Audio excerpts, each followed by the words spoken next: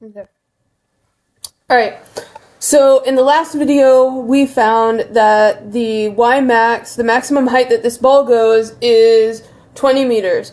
I had rounded that to 20. The actual full solution for Y max is going to be 20.39 meters, and we're going to need those decimal places for this next problem, right? So the next thing it asks us is how long does it take the ball to reach the highest point? So I still have all of the given information, and I still have, we found that. Right now we're wanting to find the time it takes to get to maximum height. So I'm going to go through my kinematic equations again and try to determine which one is going to be the best to use in this situation. There's going to be two that we can use. One will be significantly faster than the other, but I'm going to demonstrate both of those.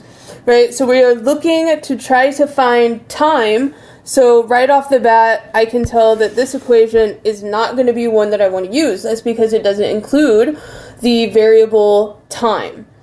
My next option that I have is I could use this top equation here where we have the average velocity and we have our change in y, and we can solve for time that way.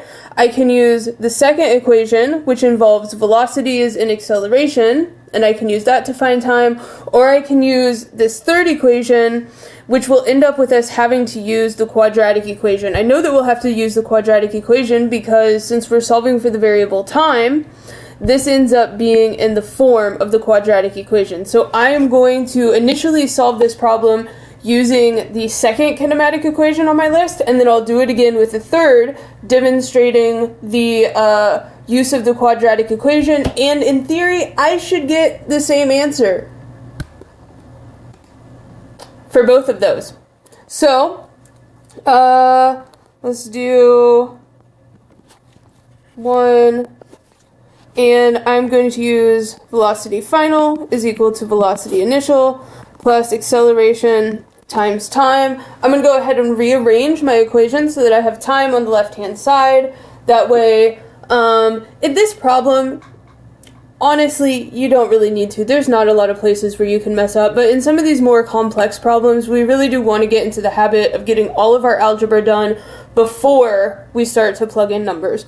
So I will now have acceleration times time is equal to velocity final minus velocity initial. I'll divide all of that by acceleration, and I will get that time is going to be equal to, my final velocity was 0, minus 20 over negative 9.81, and I get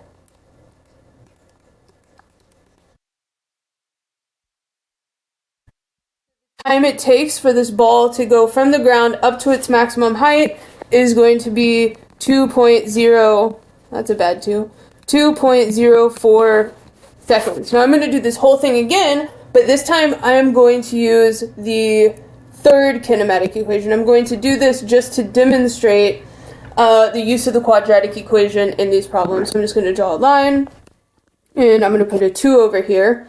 So I'm going to go ahead and rewrite my equation. And then I'm going to rearrange this so that it is in the form of the quadratic equation. Just as a reminder, the quadratic equation is ax squared plus bx plus c is equal to 0.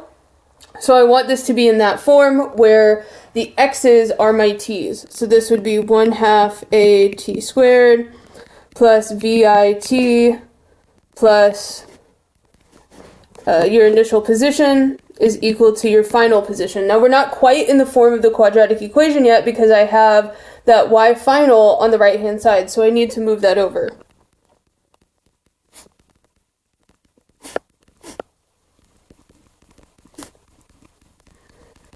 There's one more thing I'm going to do, and that's because I find that it simplifies the problem whenever we get into actually solving the quadratic equation. And I am going to replace my y initial minus y final with negative delta y, right? So delta y is final minus initial. So negative delta y is going to be initial minus final. So this changes my equation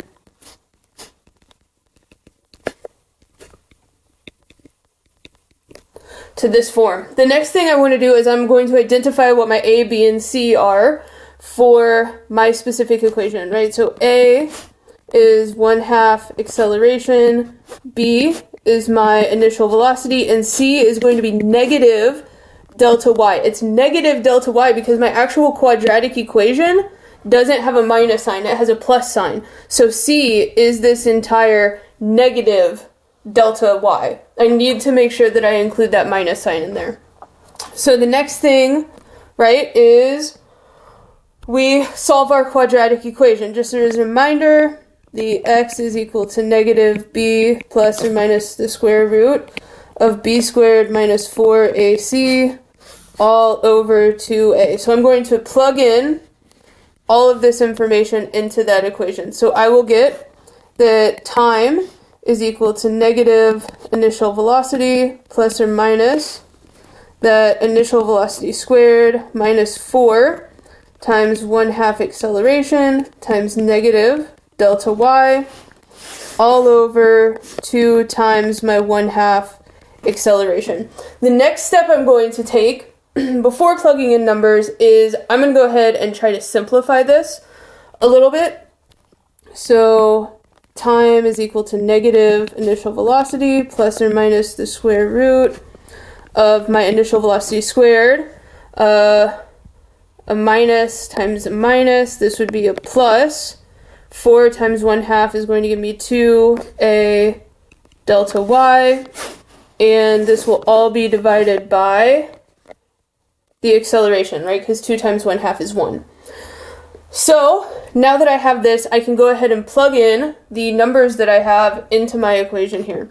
So I had that my initial velocity was 20 meters per second plus or minus 20 squared plus 2 times negative 9.81 times 20.38 divided by negative 9.81. So the next thing I want to do is I'm just going to simplify the stuff that's within that square root. I do this so that if I make any mistakes, I have more detailed work, and it's easier for me to identify where I made a mistake.